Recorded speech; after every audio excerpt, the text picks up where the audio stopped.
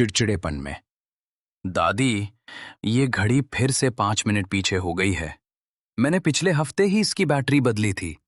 ये पुरानी चीजें बस वक्त बर्बाद करती हैं। मुस्कुराते हुए और स्वेटर बुनते हुए। बेटा, ये घड़ी वक्त नहीं बताती, ये तो बस याद दिलाती है कि वक्त गुजर रहा है। और रही बात 5 मिनट की, तो शायद ये तुझे थोड़ा और रुकने का बहाना दे रही है। रुकने का समय किसके पास है दादी? मुझे मीटिंग के लिए निकलना है। ट्रैफिक मिलेगा और फिर प्रेजेंटेशन। लाइफ एक रेस बन गई है। बैठो यहाँ 2 मिनट। इस रेस में तुम जीत भी गए तो अंत में अकेले ही मिलोगे। क्या तुझे याद है, जब तू छोटा था तो इसी घड़ी के पेंडुलम को देखकर घंटों बैठा रहता था। आ भरते हुए सोफे पर बैठते हुए। तब दुनिया छोटी थी दादी, अब जिम्मेदारियां हैं। मुझे समझ नहीं आता कि आप इस धूल भरी पुरानी मशीन से इतना प्यार क्यों करती हैं।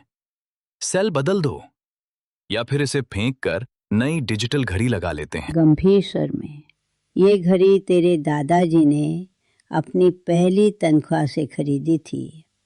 इसमें एक खास बात है आर्य, इसके हर टिक टिक में एक कहानी है।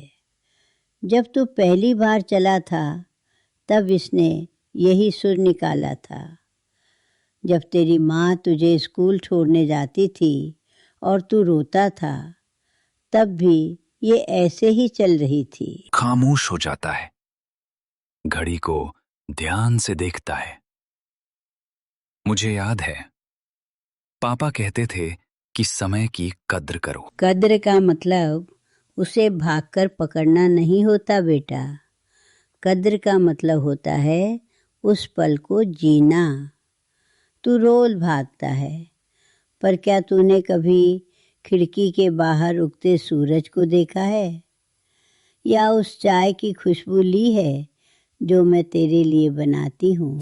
थोड़ा नरम पड़ते हुए, दादी, आजकल की दुनिया में अगर हम रुक गए तो पीछे छूट जाएंगे। पीछे छूटना बुरा नहीं है, अगर तुम सही रास्ते पर हो। देख, इस घड़ी की सुई वापस घूमकर वहीं आती है जहाँ से शुरू हुई थी। इंसान का जीवन भी ऐसा ही है।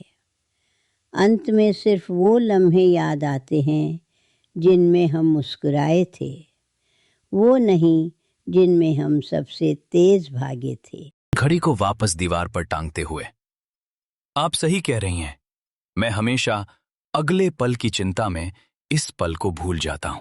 आर्य का हाथ थामते हुए, आज 5 मिनट देर से जाना, मेरे साथ एक कप चाय पियो। दुनिया कहीं भागी नहीं जा रही। ठीक है दादी, आज प्रेजेंटेशन से पहले आपकी यादों की एक कहानी सुनूंगा। ट्रैफिक को इंतजार करने देते हैं। अब हुई न बात। क्या, रसोई से 2 बिस्कुट भी ले आना।